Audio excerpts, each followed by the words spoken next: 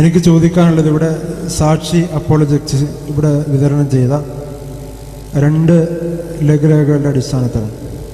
നിച്ചോഫ്ലുത്തിനെ പല അവസരങ്ങളിലും ഇവർ സംവാദത്തിന് വിളിക്കുകയും തുറന്ന സംവാദത്തിന് നിച്ചോഫ്ലു തയ്യാറാകാതെ പൊതുവേദികളിൽ ക്രിസ്തീയ വിശ്വാസത്തെ ധ്വംസിക്കുന്ന രൂപത്തിലുള്ള, അപഹസിക്കുന്ന രൂപത്തിലുള്ള സംസാരങ്ങൾ സംസാരിക്കുകയും ഇത്തരത്തിലുള്ള സംവാദങ്ങൾ ഒളിച്ചോടുകയും ചെയ്യുന്നു എന്നുള്ളതാണ് അതിൻ്റെ മൊത്തത്തിലുള്ള വിശദീകരണം.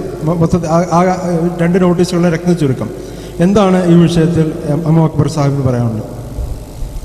ഏവർക്കും സ്നേഹവന്ദനം. ദാവ പ്രവർത്തകനായിരുന്ന പ്രിയപ്പെട്ട ജനാബ് അക്ബർ സാഹിബ് കേരളത്തിലെ വടക്കൻ ജില്ലകൾ മുതൽ തെക്കൻ ജില്ലകൾ വരെ അന്യമതസ്ഥരെ ഇസ്ലാം മതത്തിലേക്ക് ചേക്കേറ്റുവാൻ വേണ്ടി വളരെയധികം ഉദ്യമിച്ച ഒരു മാന്യ വ്യക്തിയാണ്. അദ്ദേഹത്തിന്റെ മതത്തെക്കുറിച്ചുള്ള പ്രഭാഷണങ്ങൾ നടത്തുന്നതോടൊപ്പം തന്നെ അന്യമതങ്ങളെ വിമർശിച്ചുകൊണ്ട് അന്യമതങ്ങളെല്ലാം തന്നെ തെറ്റാണെന്നും ആ മതഗ്രന്ഥങ്ങളിൽ തെറ്റുകൾ മാത്രമേ ഉള്ളൂ എന്നും ചൂണ്ടിക്കാണിക്കാൻ തക്കവണ്ണം നിരവധി സ്നേഹസംവാദങ്ങൾ നമ്മുടെ നാട്ടിൽ നടപ്പിൽ വരുത്തുകയുണ്ടായി. ഒരു പക്ഷെങ്കിൽ സ്നേഹസംവാദം എന്നുള്ള അദ്ദേഹത്തിന്റെ ആ പരിപാടികൾ കേരള ജനതയിൽ ഒരുപാട് പ്രയാസങ്ങളൊക്കെ സൃഷ്ടിച്ച ഒരു കാലഘട്ടം ഉണ്ടായിരുന്നു. 1995 മുതൽ അദ്ദേഹവും അദ്ദേഹത്തിന്റെ പ്രസ്ഥാനമായിരിക്കുന്ന നിച്ച് ഓഫ് ട്രൂത്ത് കേരളത്തിലുടനീളം ഇത്തരത്തിലുള്ള പ്രവർത്തനങ്ങൾ നടത്തിക്കൊണ്ടിരിക്കുകയായിരുന്നു. അദ്ദേഹം ഒരു ചാമ്പ്യൻ ആയിരുന്നു ആ കാര്യത്തിൽ. അങ്ങനെ ഇരിക്കുകയാണ് 1905 മുതലുള്ള അദ്ദേഹത്തിന്റെ പ്രസ്ഥാനവുമായിട്ട് അദ്ദേഹം പബ്ലിഷ് ചെയ്ത പല പുസ്തകങ്ങളും വായിച്ചു. അതെല്ലാം തന്നെ വളരെ തെറ്റായിട്ടുള്ള കാര്യങ്ങളാണ്. പ്രത്യേകിച്ച് ബൈബിൾ സംബന്ധിയായ കാര്യങ്ങളിൽ യേശു ക്രിസ്തു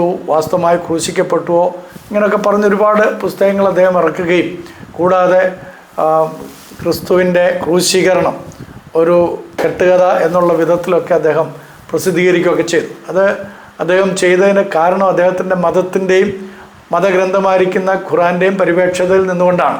അതിനെ നമുക്ക് ആർക്കും കുറ്റപ്പെടുത്താൻ കഴിയുകയില്ല. കാരണം അദ്ദേഹം ചെറുപ്രായം മുതൽ തന്നെ പഠിക്കുകയും ആ വിഷയങ്ങൾക്ക് സംസാരിക്കാൻ തക്കൊണ്ട് അദ്ദേഹം പ്രാഗൽഭ്യം നേടുകയും ചെയ്തതുകൊണ്ട് നമ്മുടെ ക്രൈസ്തവ പുരോഹിതന്മാരിലും പാസ്റ്റേഴ്സിലും നിരവധി ആളുകൾ അദ്ദേഹത്തിൻ്റെ സ്റ്റേജുകളിൽ ചെന്ന് കൃത്യമായി കാര്യങ്ങൾ അവതരിപ്പിക്കാൻ കഴിയാതെ മടങ്ങിപ്പോരുകയും ചെയ്ത കാഴ്ച വളരെ ബൃഹത്തായിട്ട് നമ്മുടെ നാട്ടിൽ കണ്ടതാണ്. അതിന് പ്രധാനപ്പെട്ട ഒരു കാര്യം, അവരുടെ പ്രവർത്തകർ ചെന്ന് അവർ നടത്തുന്ന പരിപാടിയിലേക്ക് ആളുകളെ ക്ഷണിക്കുമ്പോൾ ഞങ്ങളുടെ അക്ബർ സാഹിബ് ഒരു സ്നേഹസംവാദം പ്രോഗ്രാം ഇവിടെ നടത്തുന്നുണ്ട്, അങ്ങ് വന്ന് ആ സ്നേഹസംവാദത്തിൽ ക്രിസ്തീയ പ്രവർത്തകൻ എന്നുള്ള നിലയിൽ, ക്രിസ്തീയ പട്ടക്കാരൻ എന്നുള്ള നിലയിൽ, പാസ്റ്റർ എന്നുള്ള നിലയിൽ അങ്ങയുടെ വാദങ്ങൾ പറയണം. അപ്പോൾ സാധാരണഗതിയിൽ സ്വാഭാവികമായിട്ട് ക്രിസ്തീയ പട്ടക്കാരും പാസ്റ്റേഴ്സും ഒക്കെ ചിന്തിക്കുന്നത് സ്നേഹത്തിന്റെ വാക്കുകൾ പറയുക എന്നുള്ളതാണ്. ഞാൻ അന്നത്തെ CD-കളൊക്കെ കണ്ടപ്പോൾ എനിക്ക് ചിരി വന്നിട്ടുണ്ട്. കാരണം ക്രിസ്തീയ പുരോഹിതന്മാര്, പാസ്റ്റേഴ്സ്, അവർ ചെന്ന് യേശു ക്രിസ്തു സ്നേഹവാനാണെന്നും നമ്മളെല്ലാം സ്നേഹിക്കുന്നുണ്ടെന്നും നമ്മളെല്ലാവരും ഐക്യത്തോടെ ജീവിക്കണമെന്നൊക്കെയുള്ള വാക്കുകളും വാദഗതികളൊക്കെ പറഞ്ഞിട്ട് അവര് ഇളിഭ്യരായി പോരേണ്ടി വന്ന നിരവധി സംഭവങ്ങൾ. അതിന്റെ കാരണം, ഒന്നാമത് ഇസ്ലാമിനെ കുറിച്ച് അവർക്ക് യാതൊന്നും തന്നെ അറിയുകയില്ലായിരുന്നു. ഇസ്ലാം മതഗ്രന്ഥത്തെ കുറിച്ചൊന്നും അറിയുകയില്ലായിരുന്നു. അവര് പഠിച്ച സമയത്ത് എന്തെങ്കിലും പഠിച്ചിട്ടുണ്ടെങ്കിൽ അത് മാത്രമേ അവർക്ക് അറിവുള്ളൂ. ഇസ്ലാം സംവാദകനായിരിക്കുന്ന അക്ബർ സാഹിബിന്റെ ഉദ്ദേശം എന്താണെന്നുള്ളത് അവർക്ക് ആർക്കും തന്നെ അറിയുകയില്ലായിരുന്നു. അതുകൊണ്ടാണ് പലപ്പോഴും അവർ നിരാശയോടുകൂടെ പോകേണ്ടി വന്നിട്ടുള്ളത്. എന്നാൽ 2000-ന്റെ ആരംഭം മുതൽ തന്നെ എനിക്ക് ഇദ്ദേഹവുമായിട്ട് ഒരു സംവാദത്തിൽ ഏർപ്പെട്ടാൽ കൊള്ളാം എന്ന് താല്പര്യമുണ്ട്. കാരണം എൻ്റെ പഠനവുമായി ബന്ധപ്പെട്ട് ഞാൻ എടുത്തിരുന്ന എൻ്റെ തീസിസ് വർക്കുമായിട്ട് ബന്ധപ്പെട്ട് മാസ്റ്റർ ഡിഗ്രിക്ക്, തിയോളജിയിൽ മാസ്റ്റർ ഡിഗ്രിക്ക് ഞാൻ എടുത്തിരുന്ന റിലീജിയൻ ആൻഡ് ഫിലോസഫിയിൽ എന്നുള്ള വിഷയത്തിൽ ഇസ്ലാം ഒരു പ്രധാനപ്പെട്ട വിഷയമായിരുന്നു. എൻ്റെ തീസിസ് വർക്കും അതുമായിട്ട് ബന്ധപ്പെട്ടായിരുന്നു. അഹമ്മദിയ മൂവ്മെൻറ്റുമായിട്ട് ബന്ധപ്പെട്ടായിരുന്നു എൻ്റെ thesis work. The concept of God in Ahmadiyya movement എന്നുള്ളായിരുന്നു എൻ്റെ തീസിസ് വർക്ക്. അപ്പോൾ അതുകൊണ്ട് തന്നെ ഈ വിഷയത്തെക്കുറിച്ച് ആധികാരികമായിട്ട് കുറച്ച് കാര്യങ്ങളൊക്കെ പഠിക്കാനുള്ള അവസരം ലഭിച്ചു. Henry Martin institute of Islamic advance സ്റ്റഡീസിൽ അവിടെ അവരുടെ കോഴ്സുകളൊക്കെ ചെയ്യുവാനുള്ള അവസരങ്ങൾ കിട്ടിയതുകൊണ്ടും കുറേ കാര്യങ്ങൾ മനസ്സിലാക്കാൻ സാധിച്ചു. കൂടാതെ ഇദ്ദേഹത്തിൻ്റെ സംവാദങ്ങളെ കൃത്യമായി ശ്രവിച്ചതിൻ്റെ അടിസ്ഥാനത്തിൽ എങ്ങനെ മറുപടികൾ പറയണമെന്നുള്ളതും ചിന്തിക്കുകയുണ്ടായി. അപ്പോൾ അതിൻ്റെയൊക്കെ അടിസ്ഥാനത്തിൽ ഇങ്ങനെ കാത്തിരിക്കുന്ന സമയത്താണ് 2007 അതിൻ്റെ ആരംഭത്തിൽ 2007-ന്റെ ആരംഭത്തിൽ അവരുടെ കൂട്ടത്തിൽപ്പെട്ട ഒരു സുഹൃത്ത് എൻ്റെ അടുക്കൽ, എൻ്റെ അയൽവാസിയാണ് അദ്ദേഹം, PG കഴിഞ്ഞിട്ട് B.Ed കഴിഞ്ഞ ഒരു ചെറുപ്പക്കാരൻ, അദ്ദേഹം വന്നിട്ട് പറഞ്ഞു, ഫാദറെ, ഇങ്ങനെ ഒരു മാന്യദേഹമുണ്ട്, നമുക്ക് ദാവാ പ്രഭാഷകനാണ്, അതുകൊണ്ട് അദ്ദേഹവുമായിട്ടൊരു ഡിബേറ്റിന് അങ്ങ് തയ്യാറാണോ?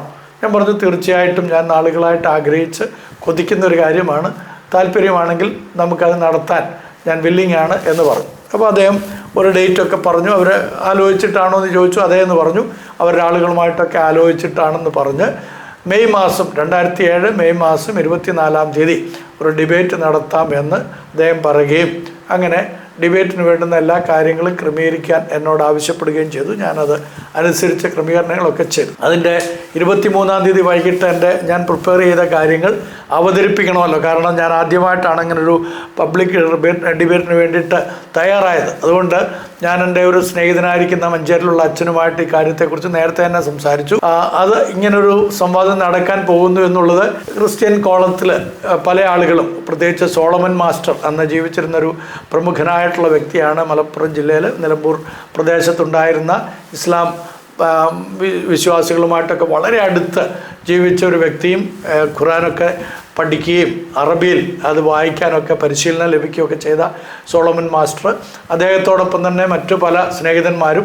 അപ്പോൾ അവരെ പല ആളുകളോട് ഈ കാര്യങ്ങളെക്കുറിച്ച് പറഞ്ഞു. ഇങ്ങനെ ജോൺസൺ തേക്കടയിൽ അച്ഛന് ശ്രീ MM അക്ബർ സാഹിബുമായിട്ട് ഒരു ഡിബേറ്റിന് ഒരുങ്ങിയിരിക്കുന്നു. അപ്പോൾ ഈ വിവരം എൻ്റെ ഹൈദരാബാദിലുള്ളൊരു സ്നേഹിതൻ അറിയുവാനായിട്ട് ഇടയായിത്തീർന്നു. അങ്ങനെ അദ്ദേഹം ഹൈദരാബാദിൽ നിന്ന് ഒരു പറ്റം ബുക്കുകളുമായിട്ടൊക്കെ ഇവിടെ ഇസ്ലാമിക ഗ്രന്ഥങ്ങളുമായിട്ട് എന്നെ കാണാനായിട്ട് ഇവിടെ വരികയും ട്രെയിനിലാണ് അദ്ദേഹം ഇതെല്ലാം വലിച്ചു കെട്ടിക്കൊണ്ട് വന്നു. എന്നിട്ട് അദ്ദേഹവും എനിക്ക് വേണ്ടുന്ന പരിശീലനങ്ങളൊക്കെ തന്നു. അപ്പോൾ അതിൻ്റെയൊക്കെ അടിസ്ഥാനത്തിൽ കൃത്യമായ നോട്ടുകളെല്ലാം പ്രിപ്പയർ ചെയ്തിട്ട് ഞങ്ങൾ 23-ാം തീയതി മഞ്ചേരിയിൽ ഒരു സ്ഥലത്ത് വെച്ചിട്ട് ഒരു മീറ്റിംഗ് നടത്തി. ഞാൻ പറയുന്നത് കേൾക്കാനും എന്തെങ്കിലും അബദ്ധങ്ങൾ ഞാൻ പറയുകയാണെങ്കിൽ അത് തിരുത്താനും കൃത്യമായ, കാരണം ഇതൊരു രണ്ട് മതങ്ങൾ തമ്മിലുള്ള സംവാദമായതുകൊണ്ട് കൃത്യത വേണമല്ലോ. അപ്പോൾ ആധികാരികമായ ഗ്രന്ഥങ്ങളിൽ നിന്ന് മാത്രമേ പാടുള്ളൂ എന്ന് എന്നോട് നിഷ്കർഷിച്ചതിൻ്റെ അടിസ്ഥാനത്തിൽ ഞാൻ ആ വിധത്തിൽ തന്നെ പ്രിപ്പയർ ചെയ്ത് അത് പ്രസൻറ്റ് ചെയ്യാനായിട്ട് ചെന്നപ്പോൾ അവിടെ വെച്ചിട്ടാണ് ആദ്യമായിട്ട് ഞാൻ EA ജബ്ബാർ മാഷെ കാണുന്നത്, പരിചയപ്പെടുന്നത്. അതുപോലെ ബ്രദർ അനിൽകുമാർ അയ്യപ്പൻ ആദ്യമായിട്ടാണ് ഞാനന്ന് സഹോദരനെ കാണുവാൻ ഇടയായിത്തീർന്നത്. ഡോക്ടർ ഹനീഫ, ഡോക്ടർ ഹുസൈൻ, അതേപോലെ പ്രമുഖരായിട്ടുള്ള വേറെയും പല ആളുകൾ, അഗ്നോസ്റ്റിക് ആയിട്ടുള്ള കുറേ മുസ്ലിം സഹോദരങ്ങൾ, അലി കാപ്പാട് സാറ്, ഇങ്ങനെ നിരവധി സ്നേഹിതരെ അന്ന് എനിക്ക് അവിടെ വെച്ച് ലഭിക്കുകയുണ്ടായി. അപ്പം ഞാൻ പ്രസൻറ്റ് ചെയ്ത അവരെല്ലാവരും വളരെ കൈയടിച്ച് പ്രോത്സാഹിപ്പിച്ച്, കൊള്ളാം, ഇങ്ങനെ തന്നെ പ്രസൻറ്റ് ചെയ്യണം. അപ്പോൾ പിറ്റേന്ന് രാവിലെ ആകാൻ വേണ്ടി ക്ഷമയോടെ ഞങ്ങളെല്ലാവരും കാത്തിരുന്നു. എന്നാൽ അന്ന് രാവിലെ ആരും വന്നില്ല. അപ്പം ഞാൻ മഞ്ചേരിയിലേക്ക് പോകുന്നതിന് മുമ്പും ഇത് അറേഞ്ച് ചെയ്തിട്ടുള്ള സുനിൽ എന്നാണ് അദ്ദേഹത്തിൻ്റെ പേര്, എൻ്റെ അയൽവാസി ആണ്. ഇപ്പോൾ അദ്ദേഹം വിദേശത്താണ്. ഈ പ്രസ്ഥാനത്തിൽ നിന്നൊക്കെ, നിച്ച് ഓഫ് ട്രൂത്തിൻ്റെ പ്രസ്ഥാനത്തിൽ നിന്നൊക്കെ വിട്ടു നിൽക്കുകയാണെന്നുള്ളത് ഞാൻ മനസ്സിലാക്കുന്നു. ഞാൻ അദ്ദേഹത്തെക്കുറിച്ച് കൂടുതൽ വിവരണങ്ങളൊന്നും തരുന്നില്ല. അപ്പോൾ അദ്ദേഹത്തോട് ഞാൻ ചോദിച്ചു, നാളെ ഡിബേറ്റ് ഉണ്ടല്ലോ? ഉണ്ട്. എപ്പോഴാണ് വരിക? 9 മണിയൊക്കെ ആകുമ്പോഴത്തേക്ക് വരും എന്നൊക്കെ പറഞ്ഞതാണ്. പക്ഷേ 9 മണിക്കും വന്നില്ല, 10 മണിക്കും വന്നില്ല. ഞാൻ പിന്നെ സുനിലിനെ പോയി കണ്ടപ്പോൾ പറഞ്ഞു ഉച്ച കഴിഞ്ഞ് 2 മണിക്ക് വരുമെന്ന് പറഞ്ഞു. ഉച്ച കഴിഞ്ഞപ്പോൾ പ്രിയപ്പെട്ട കുറച്ച് സ്നേഹിതന്മാർ നിച്ച് ഓഫ് ട്രൂത്തിൻ്റെ പ്രവർത്തകരാണെന്ന് ഇൻട്രൊഡ്യൂസ് ചെയ്തുകൊണ്ട് അവർ വന്നു, എൻ്റെ ഓഫീസിൽ വന്നു. അതിനെക്കുറിച്ച് നമ്മുടെ അക്ബർ സാഹിബ് പറയുന്നതായിട്ടുള്ള കാര്യം നമുക്കൊന്ന് കേട്ടല്ലോ. അപ്പം അക്ബർ സാഹിബ് പറഞ്ഞ ആ പുരോഹിതൻ, ആ പട്ടക്കാരൻ ഞാൻ തന്നെയാണ്. ഓക്കെ, എൻ്റെ പേര് ജോൺസൺ തേക്കടയിൽ എന്നാണ്. അദ്ദേഹത്തിന് അന്ന് അതറിയത്തില്ല എന്ന് പറയുന്നത് തെറ്റാണ്. കാരണം പല പ്രാവശ്യം ഞാനും അദ്ദേഹം കൂടെ ഫോണിൽ കൂടെ സംസാരിച്ചിട്ടുണ്ട്. അദ്ദേഹം വിട്ടിട്ട് വന്നതായിട്ടുള്ള അബ്ദുൽ ഹമീദ് P എന്ന് പറയുന്നതായിട്ടുള്ള ഒരു വ്യക്തി, അദ്ദേഹം എഴുതിയ കത്തുകളൊക്കെ എൻ്റെ കൈവശമുണ്ട്. ഇന്നും അതൊന്നിനും കോട്ടം വന്നിട്ടില്ല. എല്ലാ കത്തുകളും രേഖകളും ഒക്കെ എൻ്റെ കൈവശം കൃത്യമായിട്ട് ഉണ്ട്. 14/1/9 അദ്ദേഹം എനിക്ക് കത്തയക്കുന്നത്. അതിനു മുമ്പ് തന്നെ അദ്ദേഹവും ഞാനും കൂടെ ഫോണിൽ ബന്ധപ്പെടുവാനിടയായി. ഞാൻ പറഞ്ഞതുപോലെ മെയ് മാസം 2007 മെയ് മാസം 24-ാം തീയതി ഉച്ച കഴിഞ്ഞ് ഇവരിവിടെ വന്നിട്ട് 2 മണി മുതൽ 6 മണി വരെ 4 മണിക്കൂർ അതിനിടയ്ക്ക് അവർ നിസ്കരിക്കാൻ വേണ്ടി ഞങ്ങളുടെ അടുത്തുള്ള ഒരു മുജാഹിദ് പള്ളിയിൽ പോയതൊഴികെ ബാക്കി എല്ലാ സമയത്തും വിഷയത്തെ സംബന്ധിച്ചുള്ള തർക്കങ്ങളാണ് നടന്നത്. അപ്പോൾ അക്ബർ സാഹിബ് പറയുന്ന പോലെ അല്ല കാര്യങ്ങൾ. കാരണം അന്ന് അക്ബർ സാഹിബ് വന്നില്ല, അതുകൊണ്ട് അദ്ദേഹത്തിന് കാര്യങ്ങളൊന്നും അറിയില്ല. ഞാൻ ആ കൂട്ടത്തിലുണ്ടായിരുന്നു. എൻ്റെ സ്നേഹിതന്മാരായിരുന്ന പോൾ അസ്കർ, ഹൈദരാബാദിൽ നിന്ന് വന്ന പോൾ അസ്കർ, അതേപോലെ തന്നെ അലി ഫിലിപ്പ്, അതേപോലെ സോളമൻ മാസ്റ്റർ, ആലപ്പുഴയിൽ നിന്നുള്ള സെബാസ്റ്റ്യൻ സാറ്, ഇങ്ങനെ പല സ്നേഹിതന്മാർ എൻ്റെ ഒപ്പം ഉണ്ടായിരുന്നു. അപ്പം ആ വിഷയ സംബന്ധിയായിട്ടുള്ള തർക്കങ്ങളൊക്കെ നടത്തി അവർ പിരിഞ്ഞു. അതിൻ്റെ കാരണം ഞങ്ങളുടെ കൂട്ടത്തിലുള്ള ഒരല്പം കാര്യങ്ങളൊക്കെ പെട്ടെന്ന് എടുത്ത് വിളിച്ച് പറയുന്ന, ഉള്ളിലൊന്നും വെക്കാതെ എല്ലാം തുറന്നു പറയുന്ന ഒരു സ്നേഹിതനും കൂടി ഉണ്ടായിരുന്നു. അപ്പോൾ ഈ നിച്ച് ഓഫ് ട്രൂത്തിൻ്റെ ആളുകൾ, അമീദ് മാഷ് അടക്കമുള്ള ആളുകൾ ചോദിച്ചു, നിങ്ങൾ ഏതെല്ലാം ഗ്രന്ഥങ്ങളാണ് എടുക്കാൻ പോകുന്നത്? അപ്പം അക്ബർ സാഹിബ് പറഞ്ഞതുപോലെ അല്ല, അദ്ദേഹം പറഞ്ഞിരിക്കുന്നത് മുഴുവനും ഈ കാര്യത്തിൽ സത്യമല്ലാത്ത കാര്യങ്ങളാണ്. അദ്ദേഹം ഇല്ലായിരുന്നത് കൊണ്ട് അദ്ദേഹത്തിന് അറിഞ്ഞുകൂടാ. അപ്പോൾ ഞങ്ങൾ പറഞ്ഞത്, നിങ്ങൾക്ക് ബൈബിളിനെ സംബന്ധിയായിട്ടുള്ള ഗ്രന്ഥങ്ങളോ ഏത് വേണമെങ്കിലും ഉപയോഗിക്കാം. ഞങ്ങളും അതുപോലെ സ്വാതന്ത്ര്യത്തോടു കൂടിയാണല്ലോ നമ്മൾ സംവാദം നടത്തുന്നത്. അപ്പോൾ ഞങ്ങൾക്ക് യോജ്യമായിട്ടുള്ള പുസ്തകങ്ങൾ ഏതും ഇസ്ലാമിൻ്റെ പുസ്തകങ്ങൾ ഞങ്ങളും എടുക്കും എന്ന് പറഞ്ഞു. എന്നാൽ അവർ പറഞ്ഞു, അല്ല, പ്രാമാണിക ഗ്രന്ഥങ്ങൾ മാത്രമേ ഉപയോഗിക്കാൻ പറ്റുള്ളൂ. ഞങ്ങൾ പറഞ്ഞു, ഞങ്ങൾക്ക് അങ്ങനെ ഒരു ഇന്നതാണ് പ്രാമാണികം, ഇന്നതല്ല പ്രാമാണികം എന്നൊന്നും ഇപ്പോൾ പറയാൻ പറ്റുകയില്ല. നിങ്ങൾ അത് പ്രസൻറ്റ് ചെയ്യുന്ന സമയത്ത് ഞങ്ങളെ സംബന്ധിച്ചുള്ള ഗ്രന്ഥങ്ങളിൽ നിന്ന്, ക്രിസ്ത്യാനിറ്റിയെ സംബന്ധിച്ചുള്ള ഗ്രന്ഥങ്ങളിൽ നിന്ന് നിങ്ങൾ ഉദ്ധരിക്കുമ്പോൾ അത് ഞങ്ങൾ അംഗീകരിക്കുന്നുണ്ടോ ഇല്ലയോ, അംഗീകരിക്കുന്നില്ലെങ്കിൽ എന്തുകൊണ്ട് എന്നുള്ളത് പറയും. അതേപോലെ നിങ്ങളും പറഞ്ഞാൽ മതി, എന്തുകൊണ്ട് അംഗീകരിക്കുന്നില്ല എന്നുള്ളത് നിങ്ങൾ അവിടെ വെച്ച് പറഞ്ഞാൽ മതി. അപ്പോൾ പിന്നെ പ്രശ്നം തീർന്നല്ലോ. അപ്പോൾ പ്രാമാണിക ഗ്രന്ഥങ്ങൾ ഏതൊക്കെയാണെന്നുള്ളത് ആരാണ് നിശ്ചയിക്കുന്നത്? സംവാദം നടത്തുവാൻ തക്കവണ്ണം തയ്യാറായിട്ട് വരുമ്പോൾ ചരിത്ര രേഖകളൊക്കെ നമ്മൾ എടുക്കാറുണ്ട്. അപ്പം ആ ചരിത്ര രേഖകളെ അടിസ്ഥാനപ്പെടുത്തിയൊക്കെ ആയിരിക്കും നമ്മൾ സംസാരിക്കുന്നത്. അപ്പോൾ നിങ്ങൾക്കത് സ്വീകാര്യമല്ലെങ്കിൽ നിങ്ങൾ പറയുക, ഞങ്ങൾക്കിത് സ്വീകാര്യമല്ല, ഇന്ന കാരണത്താലാണ് സ്വീകാര്യമല്ലാത്തത്. ഓക്കെ, കഴിഞ്ഞല്ലോ. ഞങ്ങളും അങ്ങനെ സ്വീകരിക്കുകയോ സ്വീകരിക്കാതിരിക്കുകയോ ചെയ്തോളാം. അതിൻ്റെ കാരണങ്ങൾ കൃത്യതയോടുകൂടി പറയുന്നില്ലെങ്കിൽ അത് കേൾക്കുന്ന ആളുകൾ തീരുമാനിക്കട്ടെ, അതല്ല എൻ്റെ ഉചിതമായ കാര്യം. അപ്പം അവർക്കത് പറ്റുകയില്ല. അതിൻ്റെ കാരണം ഞാൻ പറഞ്ഞതുപോലെ ഞങ്ങളുടെ കൂടുതലുള്ള ഒരു സ്നേഹിതൻ അറിയാതെ പറഞ്ഞുപോയി, ഞങ്ങൾ സീറത്തുൽ റസൂൽ എന്ന് പറയുന്ന പുസ്തകം ഞങ്ങളുടെ കിട്ടിയിട്ടുണ്ട്, അത് ഞങ്ങൾ പറയും, അതിൽ നിന്ന് പറയുമെന്ന് പറഞ്ഞു. ചില സമയത്തൊക്കെ നമ്മൾ പാമ്പിനെ പോലെ ബുദ്ധിയുള്ളവരും പ്രാവിനെ പോലെ കളങ്കമറ്റവരും ആയിരിക്കണമെന്നുള്ളത് ശ്രദ്ധിക്കേണ്ടതിന് പകരം അദ്ദേഹം അതങ്ങ് വിളിച്ചു പറഞ്ഞു കഴിഞ്ഞപ്പോൾ അതേ നിമിഷം തന്നെ ഈ അമീദ് മാഷ് നമ്മുടെ പ്രിയപ്പെട്ട ജനാബ് MM അക്ബറിനെ വിളിച്ചിട്ട് പറഞ്ഞു, ഇതേപോലെയാണ് അക്ബർ ഖാൻ, എന്താ ചെയ്യുക? അപ്പോൾ പറഞ്ഞു, വേണ്ട, ഓല് പഠിച്ചിട്ടുണ്ട്, ഓല കയ്യിൽ എല്ലാ സാധനങ്ങളും വെടിക്കോപ്പുണ്ട്, അതുകൊണ്ട് നമുക്ക് ചേരൂല, ഓല് പോരാ, നമുക്ക് ഓലക്ക് നമ്മൾ ഒരു ഇരയാവൂല, അതുകൊണ്ട് ഭയങ്കര പ്രശ്നമാണ്, അത് വേണ്ട, അതുകൊണ്ട് വിട്ടിട്ട് പോര് എന്ന് പറഞ്ഞു. അപ്പോൾ അവർ ഒരു എന്താ പറയുക, ഒരു ന്യായമല്ലാത്ത ന്യായവാദങ്ങളൊക്കെ പറഞ്ഞ് 6 മണി കഴിയുമ്പോൾ പറഞ്ഞു, ഞങ്ങൾക്ക് പോകണം, രാത്രി ആയല്ലോ, പോവുക, നമുക്ക് പിന്നൊരു ദിവസം ആക്കാം എന്ന് പറഞ്ഞു പോയി. അപ്പോൾ നമ്മൾ കാത്തിരുന്നു, മാസങ്ങളോളം കാത്തിരുന്നു, മാസമല്ല 1.5 വർഷം കാത്തിരുന്നു. അതിനിടയ്ക്ക് ഞാൻ പല പ്രാവശ്യം ഇവരെല്ലാം വിളിച്ചു. കാരണം എൻ്റെ ഉള്ളിൽ ഇതിങ്ങനെ കിടക്കുകയല്ലേ, കുറേ നാളുകളായിട്ട് ഇദ്ദേഹം ചാമ്പ്യനായിട്ട് നടക്കുകയാണ് കേരളത്തിലൂടെ. അപ്പം നമുക്ക് എവിടെയെങ്കിലും ഒന്ന് പിടിച്ച് കെട്ടണ്ടേ, നമുക്ക് മറുപടി ഉണ്ടെന്ന് അറിയണ്ടേ. അപ്പോൾ അതിന് അനുസരിച്ച് കൂടുതൽ പഠിക്കാൻ തുടങ്ങി. ഇദ്ദേഹത്തിൻ്റെ ആശയങ്ങളൊക്കെ വെച്ചുകൊണ്ട് കൂടുതൽ അദ്ദേഹം പറയുന്നത് സത്യമാണോ എന്നുള്ള പഠിച്ച് നമുക്കിതൊന്ന് അവതരിപ്പിക്കാനുള്ള വേദി കിട്ടാത്തതിൻ്റെ വിഷമത്തിൽ ഞാൻ ഇദ്ദേഹത്തിനൊരു കത്ത് അയച്ചു. ആ കത്ത് നിങ്ങൾക്ക് വേണ്ടി ഞാനൊന്ന് വായിക്കാം. ഇത് 1/12/2008 ഞാൻ അയച്ച കത്താണ്. To mister MM Akbar, director niche of truth, Calicut. പ്രിയപ്പെട്ട അക്ബർ സാഹിബിന് നിസ്തുല്യനായ യേശു ക്രിസ്തുവിൻ്റെ നാമത്തിൽ സ്നേഹവന്ദനം. പല സന്ദർഭങ്ങളിലും ഫോണിൽ കൂടെയും താങ്കളുടെ പ്രവർത്തകർ മുഖാന്തരവും ഞാൻ താങ്കളുമായി സംവാദത്തിന് തയ്യാറാണെന്ന് അറിയിച്ചിരുന്നു. കഴിഞ്ഞ വർഷം മെയ് 24, അതായത് 2007 മെയ് മാസം 24 താങ്കളുടെ പ്രവർത്തകർ സംവാദ തീയതി നിശ്ചയിച്ചിരുന്നെങ്കിലും അന്നേ ദിവസം ഉച്ച കഴിഞ്ഞ് 4 മണിക്കൂർ നേരം വിഷയപ്രശ്നം താർക്കികമാക്കി പിരിഞ്ഞുപോയി. അപ്പോൾ വിഷയത്തിൻ്റെ പ്രശ്നങ്ങൾ പറഞ്ഞാണല്ലോ പിരിഞ്ഞുപോയത്. ആ കാര്യം ഞാൻ അദ്ദേഹത്തെ അറിയിച്ചു. തുടർന്ന് ഞാൻ താങ്കളെ ഫോണിൽ ബന്ധപ്പെട്ടപ്പോൾ വീണ്ടും ആളെ അയക്കാമെന്ന് പറഞ്ഞതല്ലാതെ ആരും വന്നില്ല. അക്ബർ സാഹിബ് എന്നോട് ഫോണിൽ പറഞ്ഞു, ആയിക്കോട്ടെ, ഞാൻ ആളെ വിടാം, നമുക്ക് തുടരാം എന്ന് പറഞ്ഞു. ആരും വന്നില്ല. ഈ ഒളിച്ചോട്ടം ഭീരുത്വമാണെന്ന് വിശ്വസിക്കുന്നു എന്നല്ല ഞാൻ എഴുതിയത് ഈ ഒളിച്ചോട്ടം ഭീരുത്വമല്ല എന്ന് വിശ്വസിക്കുന്നു എന്നാണ്. മനസ്സിലായോ? ഇത് ഭീരുത്വമല്ല എന്ന് നമ്മൾ പോസിറ്റീവായിട്ടാണ് എഴുതിയത്. ഈ ഒളിച്ചോട്ടം ഭീരുത്വമല്ല എന്ന് വിശ്വസിക്കുന്നു. താങ്കളുടെ പ്രവർത്തകരോട് ഞാൻ 10 വിഷയങ്ങൾ സംവാദത്തിനായി നൽകാമെന്ന് പറഞ്ഞു. അമീദ് മാഷോട് 13 വിഷയങ്ങൾ തരുന്നു. 10 പകരം 13 അങ്ങ് കൊടുത്തു. ഈ എല്ലാ വിഷയങ്ങളിലും സംവാദം നടത്തുവാൻ ഞങ്ങൾ തയ്യാറാണ്. 2009 ഫെബ്രുവരി മാസം മുതൽ ഏത് തീയതികളിലും ഞായറാഴ്ചകൾ ഒഴികെ താങ്കൾ നിശ്ചയിച്ചു കൊള്ളുക. സ്ഥലവും തീയതികളും 2 ആഴ്ച മുമ്പ് നിശ്ചയിച്ച് താങ്കൾ അറിയിച്ചാൽ ഉപകാരമായിരിക്കും. സംവാദ വേദിയിൽ വെച്ച് കാണാമെന്ന ആഗ്രഹത്തോടും പ്രാർത്ഥനയോടും സസ്നേഹം. വളരെ കൃത്യമായിട്ട് നമ്മൾ ആഗ്രഹത്തോടെ 1.5 കൊല്ലം കാത്തിരുന്ന് കിട്ടാഞ്ഞപ്പം നമ്മൾ അങ്ങോട്ട് വീണ്ടും എഴുതി. എന്നിട്ട് വിഷയങ്ങൾ ഇതിനകത്ത് പുറത്ത് വളരെ കൃത്യമായിട്ട് എഴുതി കൊടുത്തു. ഇസ്ലാം ക്രൈസ്തവ സംവാദ വിഷയങ്ങൾ: 1. മുഹമ്മദ് നബിയുടെ ധാർമ്മികതയും യേശു ക്രിസ്തുവിൻ്റെ ദൈവികത്വവും. 2. മുഹമ്മദ് നബിയുടെ പ്രവാചകത്വവും യേശു ക്രിസ്തുവിൻ്റെ നിസ്തുല്യതയും. 3. പാപവും രക്ഷയും ഇസ്ലാം ക്രൈസ്തവ വീക്ഷണങ്ങളിൽ. 4. അള്ളാഹു ബൈബിളിലെ യഹോവയോ. 5. സ്ത്രീ സ്വാതന്ത്ര്യം ഇസ്ലാമിലും ക്രൈസ്തവഗീതയിലും. 6.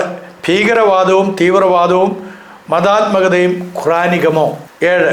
സ്വർഗം ഖുറാൻ വീക്ഷണത്തിലും ബൈബിളിന്റെ വെളിച്ചത്തിലും. 8. ബഹുഭാരിത്വത്തിലെ ദൈവിക അംഗീകാരം ഇസ്ലാമിലും ക്രൈസ്തവഗീതയിലും. 9. വിവാഹമോചനം ക്രൈസ്തവ ഇസ്ലാം വീക്ഷണത്തിൽ. 10. മുഹമ്മദ് നബിയുടെ വ്യക്തിത്വവും യേശു ക്രിസ്തുവിന്റെ വ്യക്തിത്വവും. 11. പ്രവാചകന്മാർ തെറ്റുകൾക്ക് അധീനരോ ഇസ്ലാം ക്രൈസ്തവ വീക്ഷണങ്ങൾ. 12. ഖുറാൻ ബൈബിൾ തെറ്റുകൾക്ക് അതീതമോ. 13. ഖുറാനിലെ വഹൈ ദൈവികമോ ബൈബിൾ ദൈവ നിശ്വാസ്യമോ. ഇതായിരുന്നു ആദ്യമേ കൊടുത്തിരുന്ന വിഷയം. ഈ വിഷയ സംബന്ധിയായിട്ട് നമുക്ക് ഡിബേറ്റ് നടത്താമെന്നാണ് പറഞ്ഞിരുന്നത്. ഈ 13ാമത്തെ, അതായത് ഖുറാനിലെ വഹൈ ദൈവികമോ ബൈബിൾ ദൈവനിശ്വാസ്യമോ. അപ്പോൾ ഇത് ഖുറാനിലെ വഹൈ അതൊരു തെറ്റാണ്, ആ ഫ്രേസ് അത് പറ്റൂല എന്നൊക്കെ പറഞ്ഞാണ് ഇവർ പോയത്. പിന്നീട് ഇവരിത് അംഗീകരിച്ചു. പിന്നീട് ഇതേ വിഷയം അംഗീകരിച്ച് അവർ കൃത്യമായ മറുപടി എനിക്ക് തന്നു. ആ മറുപടിയുടെ അടിസ്ഥാനത്തിൽ നമ്മളെല്ലാം ഒരുക്കത്തോടുകൂടെ കാത്തിരുന്നു. എന്നാൽ സംഭവിച്ചത്, ഈ വിഷയം സംബന്ധിച്ച് 2ാം വട്ടം കോഴിക്കോട് വെച്ചൊരു ചർച്ചയുണ്ടായി. അവർ പറഞ്ഞു ഈ വിഷയം സമ്മതിച്ച് അത് പിന്നെ അതിനകത്തൊരു പ്രശ്നമുണ്ട് എന്ന് പറഞ്ഞിട്ട് കോഴിക്കോട് സാഗർ ഹോട്ടലിൽ വെച്ചിട്ട് ക്രൈസ്തവ പക്ഷത്തു നിന്ന് 10 പേരും നിച്ച് ഓഫ് ട്രൂത്തിൻ്റെ പക്ഷത്തു നിന്ന് 10 പേരും കൂടി നമുക്ക് വിഷയസംബന്ധമായി ചർച്ചയാകാമെന്ന് പറഞ്ഞ് 3ാം വട്ടം അവർ അറിയിച്ചതിൻ്റെ അടിസ്ഥാനത്തിൽ ഞങ്ങളുടെ പക്ഷത്തു നിന്ന് 11 പേര് അവിടെ ചെന്നപ്പോൾ അവരുടെ പക്ഷത്തു നിന്ന് 9 ആളുകളെ വന്നുള്ളൂ.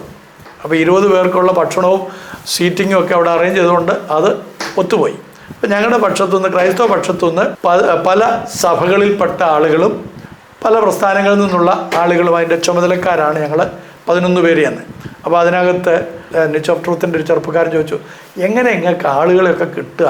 ഞങ്ങൾക്ക് 10 പേരെ തികയ്ക്കാൻ കഴിഞ്ഞില്ലല്ലോ. കാരണം ആ സമയമായപ്പോഴേക്കും മുസ്ലിം സമൂഹത്തിലെ നല്ല പങ്ക് ആളുകൾ നിച്ച് ഓഫ് ട്രൂത്തിൻ്റെ ഇത്തരത്തിലുള്ള പ്രവർത്തനങ്ങളെ എതിർക്കുക മാത്രമല്ല, MM അക്ബർ സാഹിബ് ചെയ്യുന്നത് ശരിയല്ല എന്ന് സുന്നി പണ്ഡിതന്മാർ പച്ചയ്ക്ക് പറയാൻ തുടങ്ങി പലയിടങ്ങളിലും. അതുകൊണ്ട് അദ്ദേഹം കുറച്ച് മാറിക്കൊണ്ടേയിരിക്കുന്ന സാഹചര്യമായിരുന്നു. അന്നും ചർച്ച എങ്ങും എത്തിയില്ലെന്നാണ് സങ്കടകരമായ കാര്യം. അപ്പോൾ ഞങ്ങൾ വളരെ കൃത്യമായിട്ട് പറഞ്ഞു, നിങ്ങൾ ഇതുവരെ ഏകപക്ഷീയമായി പല വേദികളിലും ക്രൈസ്തവ വിഷയങ്ങളെ ഉന്നയിച്ച് ബൈബിളിനെ മോശമായി ചിത്രീകരിക്കുകയും ബൈബിൾ കൈകടത്തപ്പെട്ടതാണെന്നും തിരുത്തപ്പെട്ടതാണെന്നും ബൈബിൾ അസാധുവാക്കപ്പെട്ടതാണെന്നും ഒക്കെ നിങ്ങളെ പ്രസംഗിച്ചിട്ടുണ്ട്. അതുകൊണ്ട് തന്നെ ഞങ്ങൾക്കിതിന് മറുപടി പറയാൻ അവസരം ഉണ്ടാക്കി തരണം. നിങ്ങളും ഞങ്ങളും കൂടി ഒരുമിച്ച് അത് ചെയ്യാം. ഏകപക്ഷീയമായി നടത്തിയത് നമ്മൾ ഒരുപക്ഷെ ക്ഷമിച്ചിട്ട് നമ്മൾക്ക് ഇനി ഒരുമിച്ച് നമുക്ക് സംവാദം നടത്താം.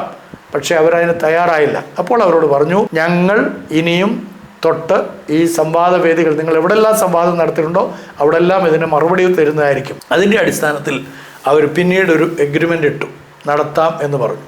അങ്ങനെ ഇരിക്കുമ്പോഴാണ് പ്രിയപ്പെട്ട അക്ബർ സാഹിബിൻ്റെ ഭവനത്തിൽ ഒരു ദുരന്തമുണ്ടായത്.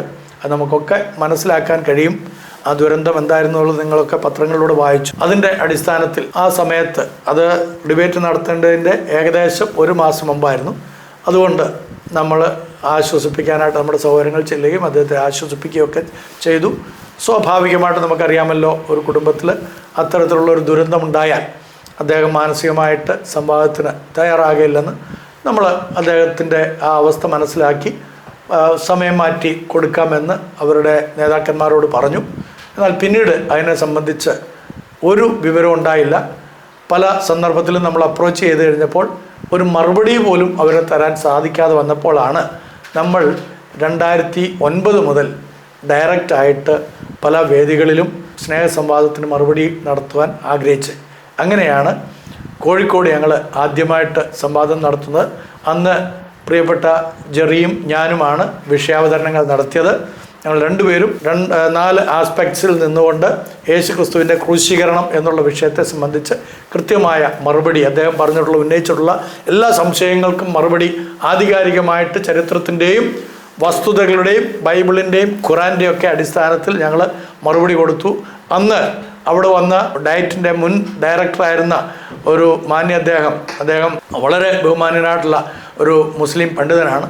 അദ്ദേഹം എന്നെ വളരെയധികം അപ്രിഷ്യേറ്റ് ചെയ്തു. എന്നോട് പറഞ്ഞു, ഫാദറെ, ഇതുവരെ അദ്ദേഹം നടത്തിയിട്ടുള്ള എല്ലാ വാദങ്ങളെയും പൊളിച്ചുകൊണ്ട് ഈ ഒരൊറ്റ വേദിയിൽ വെച്ച് തന്നെ നിങ്ങൾ ഈ കാര്യങ്ങൾ നന്നായിട്ട് പ്രസൻറ്റ് ചെയ്തു എന്ന് പറഞ്ഞു. അദ്ദേഹം മാത്രമല്ല, അലിമാഷും അതുപോലെ പലരും ഞങ്ങളെ അപ്രിഷ്യേറ്റ് ചെയ്തു. വളരെ കൃത്യതയോടുകൂടെ അവർക്ക് മറുപടി കൊടുക്കാൻ സാധിച്ചു. അതിന് ശേഷം എറണാകുളത്ത് വെച്ച് നടത്തിയതായിട്ടുള്ള ഒരു ഡിബേറ്റ്, അവിടെ ജെറി ബ്രദറും ഞാനും പോൾ അസ്കർ അതിന് ചോദ്യങ്ങൾക്ക് മറുപടിയായിട്ട് അങ്ങനെ ഞങ്ങൾ 3 പേരുമായിരുന്നു അന്ന് സംവാദത്തിൽ ഉണ്ടായിരുന്നത്. അവിടെ നടത്തിയതായിട്ടുള്ള വിഷയം, എൻ്റെ വിഷയം ഇതായിരുന്നു: ഖുറാനിലെ അള്ളാഹു, ബൈബിളിലെ യഹോവയോ. അതിനകത്ത് ഞാൻ വളരെ കൃത്യമായിട്ട്, നിങ്ങൾക്ക് യൂട്യൂബുകളിൽ നോക്കാൻ ലക്ഷക്കണക്കിന് ആളുകൾ വീക്ഷിച്ചാണ്, വളരെ കൃത്യമായിട്ട് ഖുറാനിൽ പറഞ്ഞിരിക്കുന്ന അള്ളാഹു, ബൈബിളിൽ പറഞ്ഞിരിക്കുന്നതായിട്ടുള്ള അരുണോദയപുത്രനായിരിക്കുന്ന ശുക്രനായ ലൂസിഫറാണ് എന്നുള്ളതിൻ്റെ തെളിവുകൾ ഖുറാൻ്റെയും ബൈബിളിൻ്റെ അടിസ്ഥാനത്തിൽ അന്ന് ഞാൻ വളരെ കൃത്യമായി അതിൻ്റെ അക്കമിട്ട് 1 2 3 4 5 എന്ന് പറഞ്ഞ് അക്കമിട്ട് അവതരിപ്പിച്ചത് പലരും കണ്ടിട്ടുണ്ടാകും. ലക്ഷക്കണക്കിന് ആളുകൾ കണ്ടിട്ടുണ്ട്. അന്ന് ഞാൻ മടങ്ങിപ്പോന്നപ്പോൾ പിറ്റേന്ന് ഞാൻ മടങ്ങി വരുന്ന വഴിക്ക് ഹൈക്കോടതിയിലെ ഒരു മുസ്ലിം വക്കീൽ, അദ്ദേഹം സീനിയർ വക്കീലാണ്, എന്നെ വിളിച്ചിട്ട് പറഞ്ഞു, നിങ്ങളുടെ കേസ് നിങ്ങൾ നന്നായിട്ട് പ്രസൻറ്റ് ചെയ്തു, ആർക്കും കണ്ണിക്കാൻ കഴിയാതെ തരത്തിൽ. ഇന്ന് വരെ അക്ബർ സാഹിബ് അതിന് മറുപടി തന്നിട്ടില്ല. അക്ബർ സാഹിബ് മാത്രമല്ല, മറ്റാരും തന്നെ, നിച്ച് ഓഫ് ട്രൂത്തിൻ്റെയോ മറ്റാരും തന്നെ അതിനെ മറുപടി പറഞ്ഞിട്ടില്ല എന്നുള്ളതും കൂടെ വളരെ സന്തോഷത്തോടെ നിങ്ങളോട് പറയട്ടെ. അപ്പോൾ നമ്മൾ അവതരിപ്പിച്ച എല്ലാം തന്നെ പ്രാമാണിക ഗ്രന്ഥങ്ങളിൽ നിന്നാണ്. അപ്പോൾ ഇവിടെ 2 കാര്യങ്ങൾ പറഞ്ഞിട്ട് ഞാൻ ഈ വീഡിയോ ഇവിടെ അവസാനിപ്പിക്കാം. ഇന്നലെ അക്ബർ സാഹിബ് വീണ്ടും വീഡിയോകൾ വിടാൻ തുടങ്ങിയിരിക്കുന്നു. അതുകൊണ്ടാണ് ഞാൻ ഈ വിഷയത്തിലേക്ക് ഇറങ്ങിയത്. നിങ്ങൾക്കറിയാവുന്ന പോലെ നമ്മുടെ നാട്ടിൽ വളരെ സ്നേഹ സന്തോഷ അനുഭവത്തിലാണ് നമ്മളെല്ലാവരും ഒരുമിച്ച് കഴിയുന്നത്. ഞാൻ ഇതിൻ്റെ ആദ്യത്തെ അദ്ദേഹത്തിൻ്റെ ഒരു വീഡിയോയ്ക്ക് മറുപടി വിട്ടപ്പോൾ അതിൻ്റെ ചുവട്ടിൽ പല മുസ്ലിം സഹോദരങ്ങൾ എഴുതുകയുണ്ടായി, സ്നേഹസംവാദമല്ലേ, അച്ഛൻ അതിന് കൃത്യമായി മറുപടി കൊടുക്കുന്നതിന് ഞങ്ങൾക്കൊരു പ്രയാസവുമില്ല, അച്ഛൻ അത് മറുപടി തരണം, കാരണം ഞങ്ങൾക്കും കാര്യങ്ങൾ പഠിക്കാമല്ലോ എന്നുള്ളത്. അപ്പോൾ വളരെ സ്റ്റാൻഡേർഡായിട്ട് മാന്യമായിട്ട് മാത്രമേ ഞാൻ എല്ലാ പ്രഭാഷണങ്ങളും ഇന്ന് വരെ നടത്തിയിട്ടുള്ളൂ, ഇനിയും അങ്ങനെ തന്നെ ചെയ്യുള്ളൂ. അതിനെക്കുറിച്ച് നിങ്ങൾക്ക് ആർക്കും ഒരു സംശയം വേണ്ട.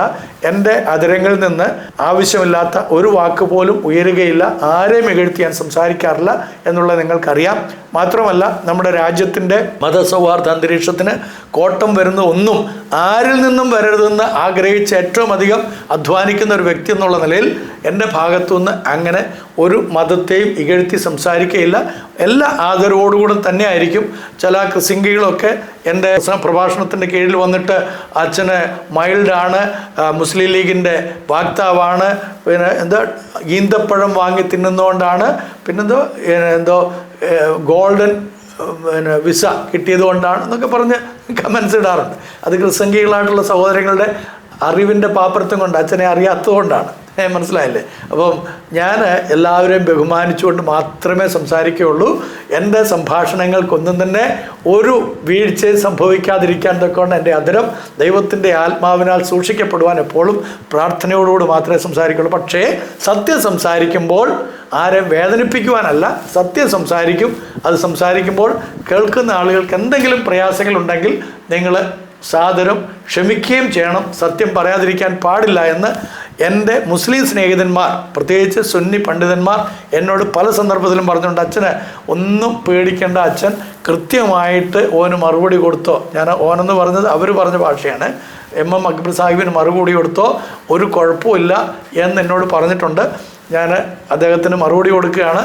അത് അദ്ദേഹം ഉപയോഗിച്ചിരിക്കുന്ന അല്ലെങ്കിൽ ഉദ്ധരിച്ചിരിക്കുന്ന ഖുറാൻ്റെയും ബൈബിളിൻ്റെയും അടിസ്ഥാനത്തിൽ, രേഖകളുടെ അടിസ്ഥാനത്തിൽ, സഹീ ബുഖാരിയുടെയും സഹീകാരിക്കുന്ന മുസ്ലിമിൻ്റെ ഒക്കെ അടിസ്ഥാനത്തിൽ, ഇബ്നു മാജയുടെയൊക്കെ അടിസ്ഥാനത്തിലായിരിക്കും. അതോടൊപ്പം തന്നെ പ്രാമാണികമായിട്ട് ഏറ്റവും ആദ്യം മുഹമ്മദ് നബി സല്ലല്ലാഹു അലൈഹി വസല്ലമയെക്കുറിച്ച് ആദ്യമായിട്ട് രേഖപ്പെടുത്തിയിരിക്കുന്നതായിട്ടുള്ള ഒരു പുസ്തകമുണ്ട്. ഖുറാൻ ക്രോഡീകരിക്കുന്നതിന് മുമ്പ് പോലും ആ പുസ്തകമാണ് ഹദീസുകൾക്കൊക്കെ ആധാരമായിട്ടുണ്ടായിരുന്നത്. അതേതാണെന്നറിയാമോ? നമ്മുടെ ഇബ്നു ഇഷാഖ് എഴുതി തുടങ്ങിയതും അദ്ദേഹത്തിന് അവസാനിപ്പിക്കാൻ കഴിയാതെ അദ്ദേഹത്തിൻ്റെ ശിഷ്യന്മാരിൽ അനുചരന്മാരിൽ ഒരുവനായിരുന്ന ഇബ്നു ഇഷാം എഴുതി പൂർത്തീകരിച്ചതുമായ സീറത്തുൽ റസൂൽ. അതാണ് നമുക്ക് ആധികാരികമായിട്ട് നബിയുടെ ജീവചരിത്രം, നബിയുടെ നേച്ചറും നബിയുടെ ആക്ടിവിറ്റീസും ഒക്കെ കൃത്യമായിട്ട് രേഖപ്പെടുത്തിയിരിക്കുന്ന അതിലാണ്.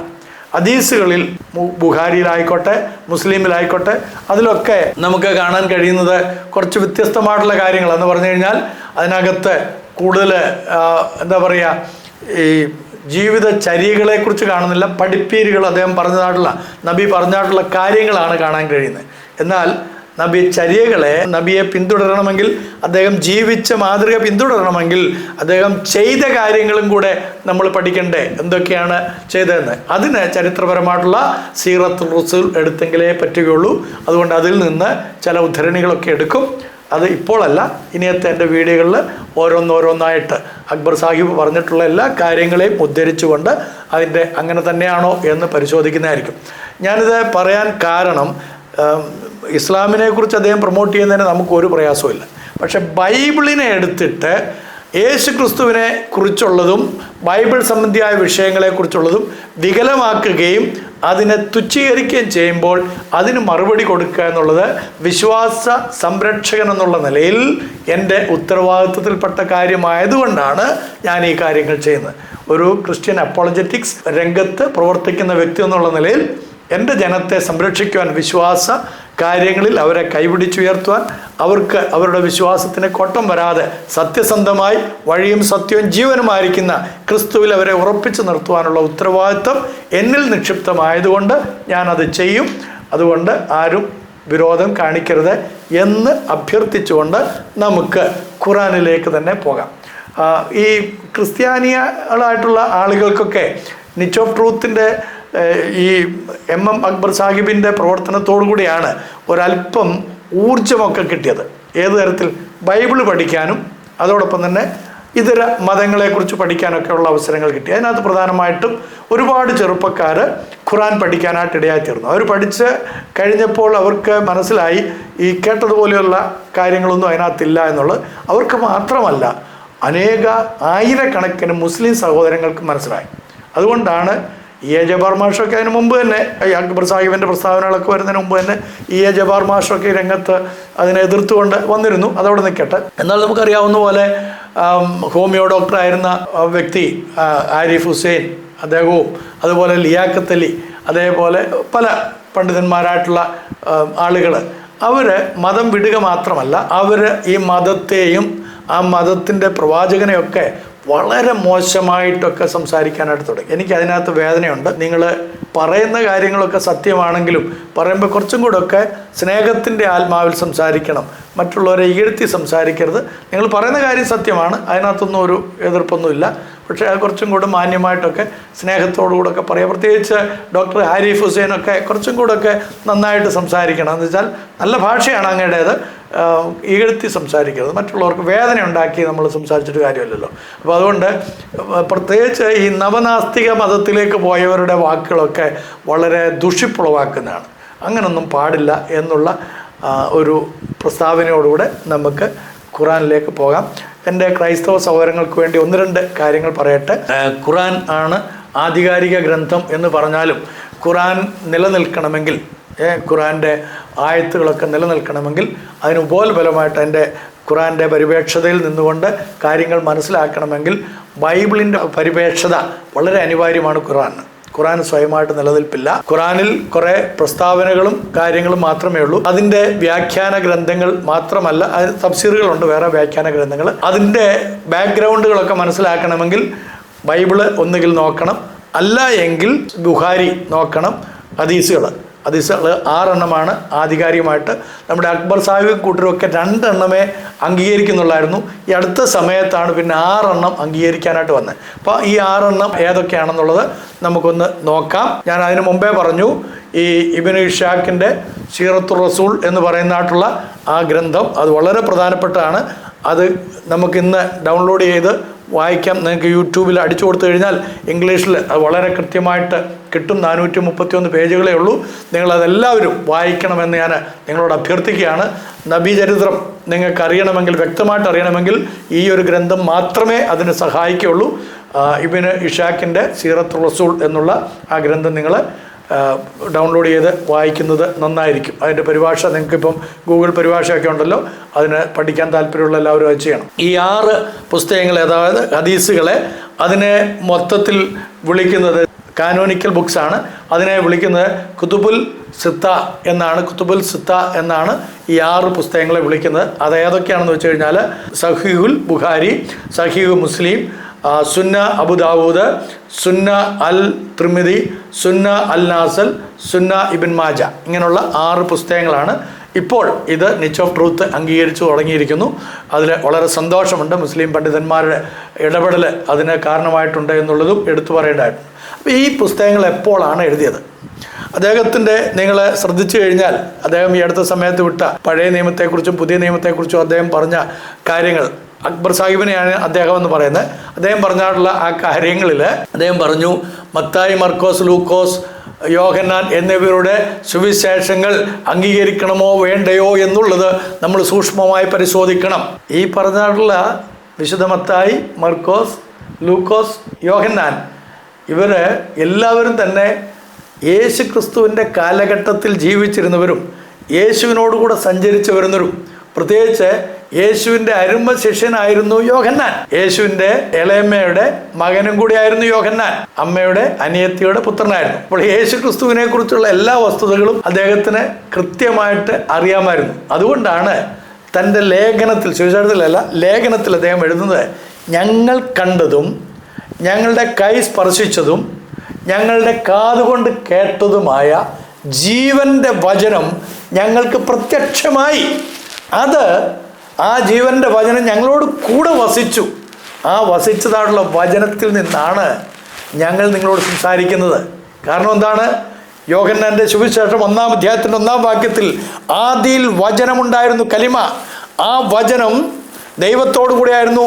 ആ വചനം ദൈവമായിരുന്നു. അങ്ങനെ ദൈവമായിരുന്ന കലിമ 14-ാം വാക്യത്തിൽ പറയുകയാണ്, 1-ാം അധ്യായത്തിൻ്റെ 14-ാം വാക്യത്തിൽ പറയുകയാണ്, ആ കലിമ ജഡമായി തീർന്ന് കൃപയും സത്യവും നിറഞ്ഞവനായി നമ്മുടെ ഇടയിൽ പാർത്തു. അപ്പോൾ കൃപയും സത്യവും നിറഞ്ഞവനായിട്ടുള്ള ദൈവത്തിൻ്റെ വചനമായ, ദൈവത്തിൻ്റെ കലിമയായ യേശുക്രിസ്തുവിൽ നിന്ന് കേട്ടതായ കാര്യങ്ങളെയാണ് വിശുദ്ധ മത്തായിയും മർക്കോസും ലൂക്കോസും യോഹന്നാനും ഒക്കെ സുവിശേഷങ്ങളായിട്ട് രേഖപ്പെടുത്തിയിരിക്കുന്നത്. മനസ്സിലായി എന്ന് ഞാൻ വിശ്വസിക്കുന്നു. അതിൻ്റെ കൂടുതൽ വിശദീകരണങ്ങൾ ഓരോ വിഷയ സംബന്ധിയായിട്ട് പറയുമ്പോൾ ഞാൻ പറയാം. എന്നാൽ അത് യേശുവിനോട് കൂടെ ജീവിച്ച ആളുകളുടെ കാലഘട്ടത്തിലെ കാര്യങ്ങളാണ് പറഞ്ഞത്. നബി തിരുമേനിയുടെ ജീവിതം കഴിഞ്ഞിട്ട്, അദ്ദേഹം മരണപ്പെട്ടതിന് നൂറ്റാണ്ടുകൾ കഴിഞ്ഞിട്ട് എഴുതിയ ഗ്രന്ഥങ്ങളാണ് സഹീൽ ബുഖാരിയും സഹീ മുസ്ലിമും, അതേപോലെ സുന്ന അബു ദാവൂദും, സുന്ന അൽ തിർമിദിയും, സുന്ന അൽ നാസിലും, സുന്ന ഇബ്ൻ മാജയും.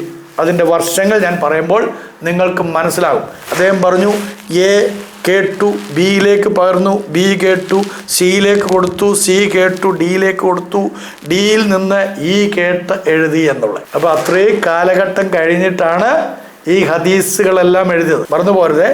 അപ്പോൾ നിങ്ങൾക്കറിയാമല്ലോ, നിങ്ങളുടെ വല്യുമ്മ ഒരു കാര്യം നിങ്ങളോട് പറഞ്ഞാൽ വല്യുമ്മ പറഞ്ഞത് നിങ്ങൾക്ക് മനസ്സിലായി. വല്യുമ്മാൻ്റെ വല്യുമ്മ പറഞ്ഞ കാര്യത്തെക്കുറിച്ച് നിങ്ങളോട് വല്യുമ്മ പറഞ്ഞാൽ നിങ്ങൾക്ക് എത്രത്തോളം മനസ്സിലാകും?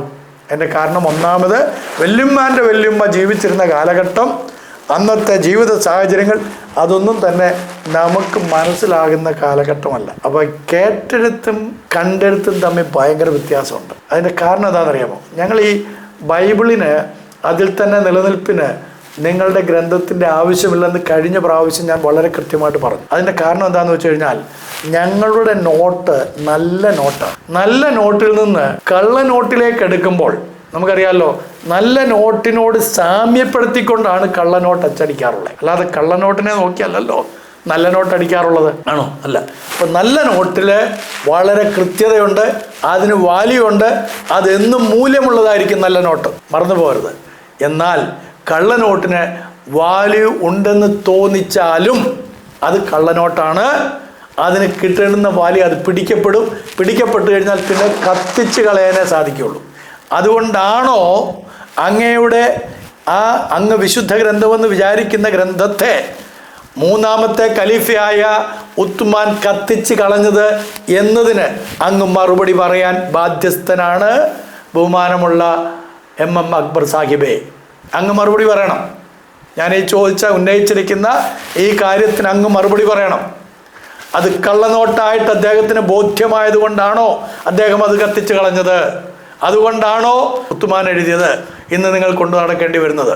മാത്രമല്ല 30 തരത്തിലുള്ള ഖുറാനുകൾ ഉണ്ടെന്നുള്ളത് തെളിയിക്കപ്പെട്ട് കഴിഞ്ഞു ഇതിനോടകം.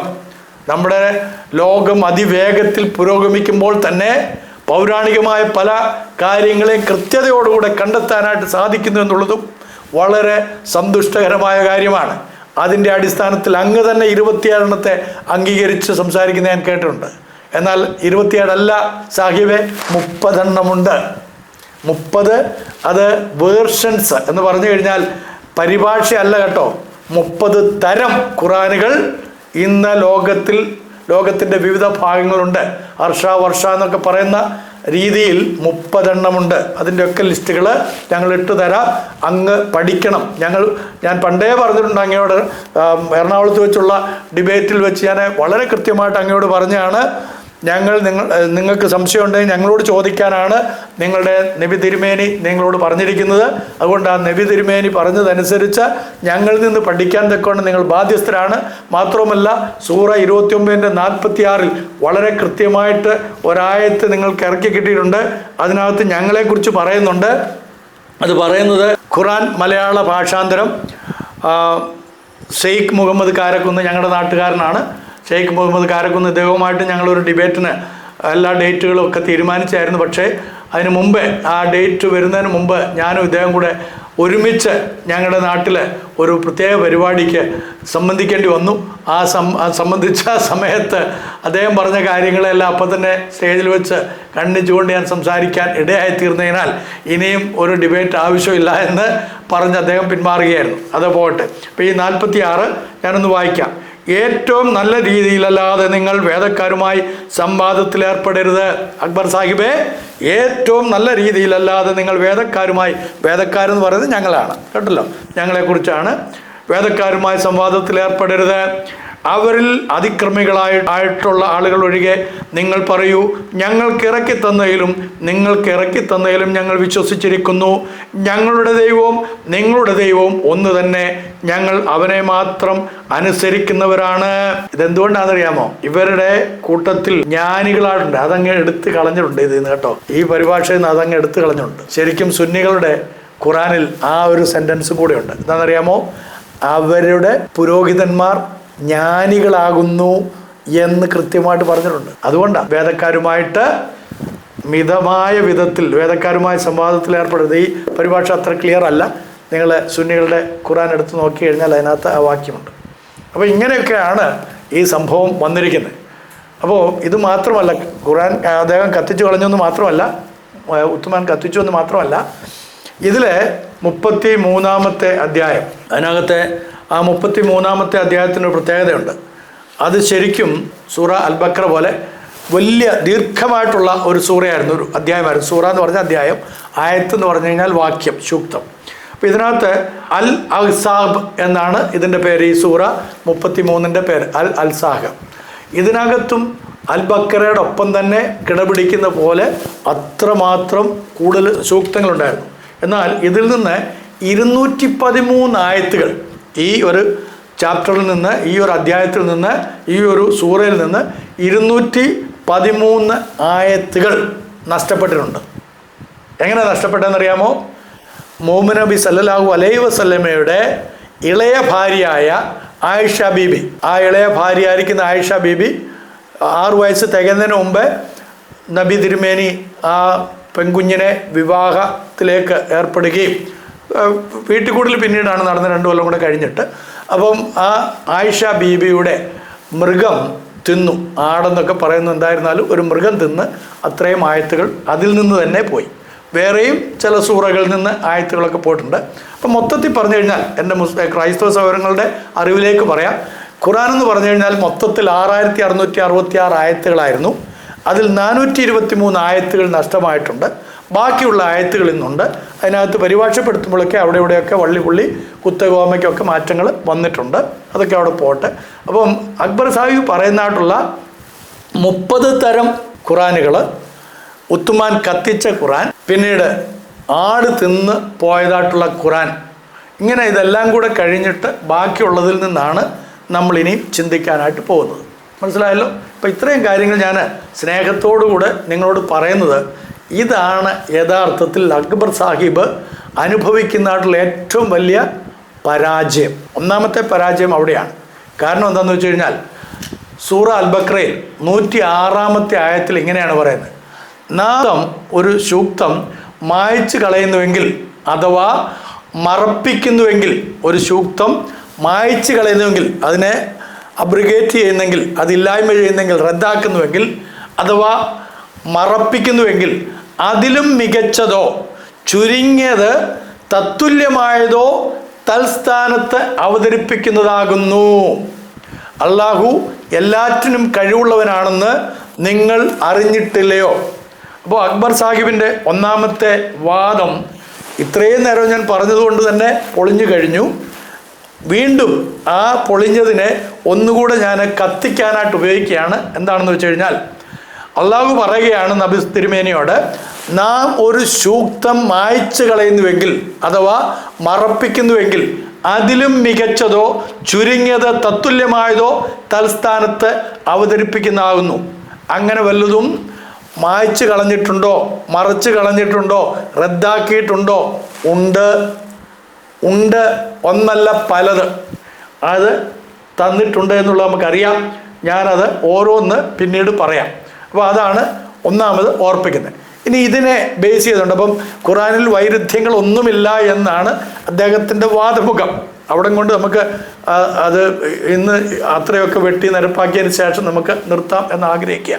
സൂറ 16-104 അവിടെ പറയുന്നത്, ഇയാൾക്ക് എന്ന് പറഞ്ഞാൽ നബിക്ക് ഈ സൂക്തങ്ങൾ പഠിപ്പിച്ചു കൊടുക്കുന്നത് ഒരു മനുഷ്യൻ തന്നെയാണ് എന്ന് താങ്കളെക്കുറിച്ച് ഈ ജനം പറയുന്നുണ്ടെന്ന് നമുക്കറിയാം. അള്ളാഹു പറയുകയാണ്, ഈ ജനങ്ങളെല്ലാം ഈ മനുഷ്യന് ഒരു മനുഷ്യൻ വന്നിട്ട് നിനക്കിതെല്ലാം പഠിപ്പിച്ചു തരുന്നുണ്ടെന്നാണ് ഈ ജനങ്ങളെല്ലാം പറയുന്നത്. അത് നമുക്കറിയാം എന്ന് അള്ളാഹു പറയുന്നു. എന്നാൽ അധ്യാപകനായി അവർ ചൂണ്ടിക്കാണിക്കുന്ന മനുഷ്യൻ്റെ ഭാഷ അനറബിയാകുന്നു. ഇതാകട്ടെ തെളിഞ്ഞ അറബി ഭാഷയും. അപ്പം ആയത്തുകൾ വഹേ വരുന്നത് വഹേ അള്ളാഹുവിൽ നിന്നാണോ എന്നുള്ളതായിരുന്നു നമ്മുടെ ഒരു അന്നത്തെ സംവാദത്തിൻ്റെ വിഷയം. കാരണം ഒരിക്കൽ പോലും നബി തിരുമേനി അള്ളാഹുവിനെ കണ്ടിട്ടില്ല എന്ന് അദ്ദേഹത്തിൻ്റെ ഭാര്യയായിരിക്കുന്ന, ഏറ്റവും പ്രധാനപ്പെട്ട ഏറ്റവും ഇളയ ഭാര്യയായിരിക്കുന്ന, അനേക ഭാര്യമാരിൽ ഏറ്റവും ഇളയ ഭാര്യയായിരിക്കുന്ന ആയിഷ ബീബി വളരെ കൃത്യമായിട്ട് പറഞ്ഞിട്ടുണ്ട്. ആരെങ്കിലും അള്ളാഹുവിൻ്റെ റസൂൽ അള്ളാഹുവിനെ കണ്ടു എന്ന് പറഞ്ഞാൽ അവനേക്കാളും വലിയൊരു കളവ് പറയുന്നവൻ, കള്ളൻ ലോകത്തിൽ ആരുമില്ല എന്നുള്ള റിവായത്തുണ്ട്. സഹീ ബുഖാരിയിൽ കിടപ്പുണ്ട്.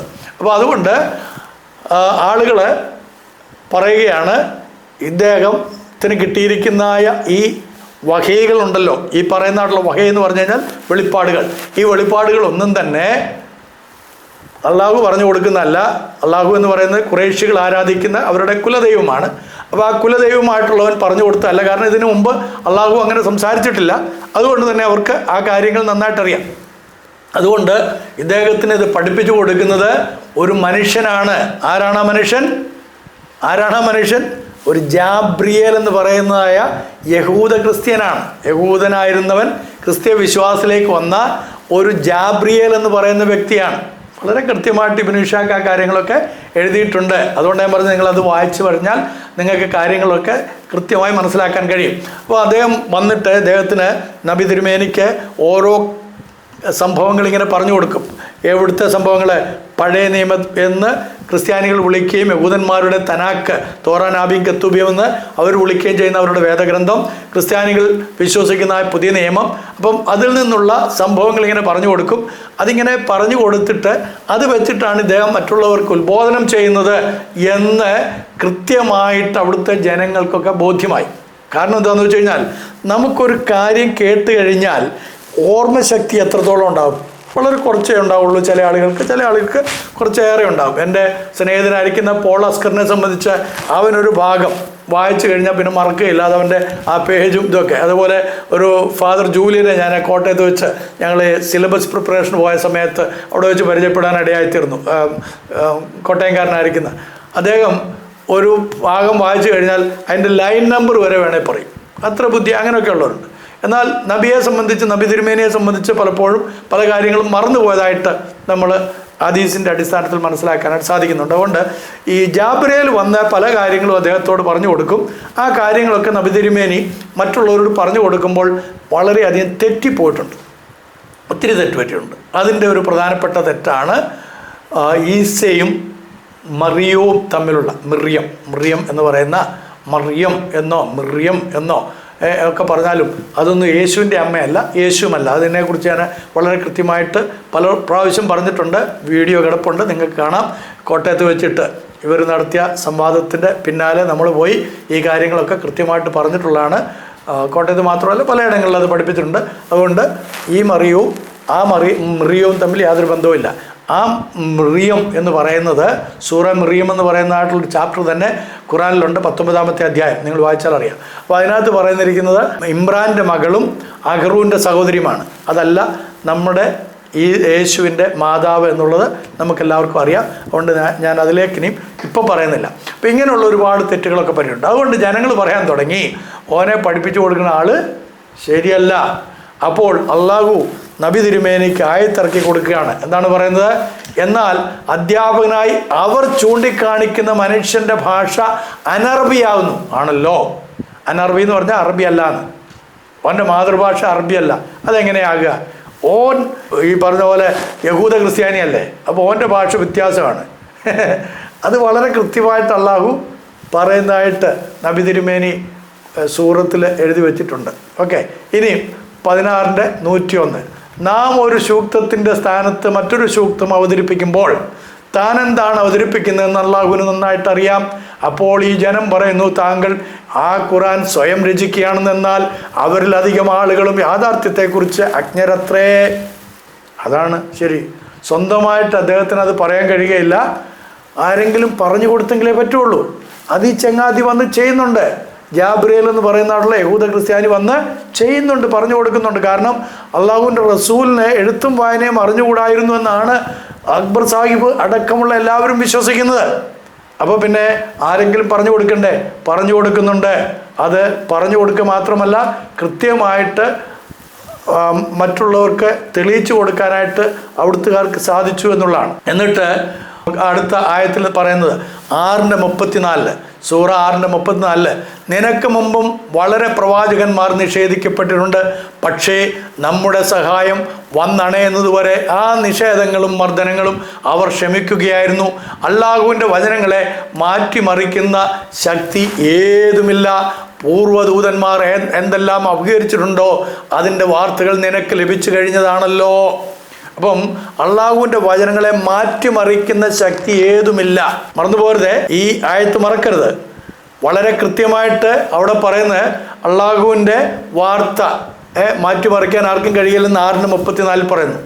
എന്നാൽ നമ്മൾ നേരത്തെ കേട്ടത് എന്താണ്? നേരത്തെ വായിച്ചത് എന്താണ്? നമ്മളെ വായിച്ചത് ഒരു സൂക്തത്തിന് പകരം അത് മായ്ച്ച് കളയുകയാണെങ്കിൽ, അത് മറപ്പിക്കുകയാണെങ്കിൽ അതിലും മികച്ചതോ ചുരുങ്ങിയത് തത്തുല്യമായതൊന്ന് ആ സ്ഥാനത്ത് അവതരിപ്പിക്കുന്നതാകുന്നു. 2:106. അപ്പോൾ ഇത് രണ്ടും കൂടെ എങ്ങനെ പൊരുത്തപ്പെടുക സാഹിബേ? അക്ബർ സാഹിബ് പറയണം, ഇത് രണ്ടും കൂടെ എങ്ങനെ പൊരുത്തപ്പെടും? മാറ്റം വരികയില്ല എന്ന് പറയുന്നു. മാറ്റം വരുമെന്ന് ഒരേ സ്രോതസ്സിൽ നിന്നുള്ള, ഒരേ ഉറവിടത്തിൽ നിന്നുള്ളതാണെങ്കിൽ ഈ വൈരുദ്ധ്യം വരുമോ? നിങ്ങൾ മറുപടി പറയണം. ഞാൻ വെറുതെ എൻ്റെ വാക്കുകൾ പറയുന്നതല്ലല്ലോ, അങ്ങയുടെ മതഗ്രന്ഥത്തിൽ നിന്ന് എടുത്തുകൊണ്ടാണ് വളരെ കൃത്യമായിട്ട് പറയുന്നത്. ഇനി 6:115, നിന്റെ റബ്ബിൻ്റെ വചനം സത്യത്താലും നീതിയാലും സമ്പൂർണമായിരിക്കുന്നു. അവൻ്റെ അരുളപ്പാടുകൾ ഭേദഗതി ചെയ്യുന്നവനായി ആരുമില്ല. അവനെല്ലാം കേൾക്കുന്നവനും അറിയുന്നവനുമല്ലോ. അപ്പോൾ പിന്നെ എങ്ങനെയാണ് ദുർബോധനം വന്നിട്ട് മറ്റൊരായത്ത് പറയാൻ ഇടയായിത്തീർന്നത് എന്നതിനും അക്ബർ സാഹിബ് കൃത്യമായി മറുപടി തരും എന്ന് വിശ്വസിക്കുകയാണ്. ഇനി സൂറ 10:64 പോകാം. ഇഹത്തിലും പരത്തിലും രണ്ട് ജീവിതത്തിലും അവർക്ക് സുവിശേഷം തന്നെ. അള്ളാഹുവിൻ്റെ വചനങ്ങൾ ഭേദഗതി ചെയ്യുക സാധ്യമേ അല്ല. ഇതത്രേ മഹത്തായ വിജയം. അപ്പം ഇതിൽ ഏതെങ്കിലും ഒന്ന് ഉറച്ചു നിൽക്കും. ഒന്നുകിൽ അള്ളാഹു ഉറച്ചു നിൽക്കണം, അല്ലെങ്കിൽ അക്ബർ സാഹിബിൻ്റെ പ്രവാചകനും ഉറച്ചു നിൽക്കണം. ഇതല്ലെങ്കിൽ ഇപ്പം നമ്മൾക്കാകെ കൺഫ്യൂഷനാകും. ഇനി 18:27 വരികയാണെങ്കിലോ, പ്രവാചകരെ, താങ്കളുടെ റബ്ബിൻ്റെ വേദത്തിൽ നിന്ന് താങ്കൾക്ക് ബോധനം ലഭിച്ചതാണ്. യഥാവിധി ജനത്തെ ഓതിക്കേൾപ്പിക്കുക. അവൻ്റെ വചനങ്ങൾ ഭേദഗതി ചെയ്യുന്നവരാരുമില്ല. താങ്കൾ ആർക്കെങ്കിലും വേണ്ടി അത് ഭേദഗതി ചെയ്യുകയാണെങ്കിൽ അവനിൽ നിന്ന് രക്ഷപ്പെട്ട് ഓടിപ്പോകുവാൻ ഒരഭയസ്ഥാനവും കണ്ടെത്തുന്നതുമല്ല. അപ്പോൾ ഉറപ്പിച്ചും തറപ്പിച്ചും അള്ളാഹുവിൻ്റെ റസൂലിനോട് അള്ളാഹു പറഞ്ഞു, ഒരു കാരണവശാലും ഇതിനകത്ത് ഭേദം വരുത്തരുത്, ആരും എനിക്കിത് ഭേദഗതി വരുത്താനായിട്ടുണ്ടാവൂല എന്നൊക്കെ പറഞ്ഞിട്ട് ഈ അള്ളാഹു തന്നെ പറയുകയാണ്, നാം ഒരു സൂക്തം മായ്ച്ചു കളയുന്നുവെങ്കിൽ അഥവാ മറപ്പിക്കുന്നുവെങ്കിൽ അതിലും മികച്ചതോ ചുരുങ്ങിയതോ തത്തുല്യമായതോ തലസ്ഥാനത്ത് അവതരിപ്പിക്കുന്നതാകുന്നു. നിങ്ങൾ ഏതെങ്കിലും ഒന്നിലൊന്ന് ഉറച്ചു നിന്നാൽ നമുക്ക് എളുപ്പമായിരുന്നു. അത് നിങ്ങൾ ചെയ്യും എന്ന വിശ്വാസത്തോടെ ഇന്നത്തേക്ക് മാത്രം ഇവിടെ നിർത്തുന്നു. വീണ്ടും നമുക്ക് കാണാം. നന്ദി, നമസ്കാരം.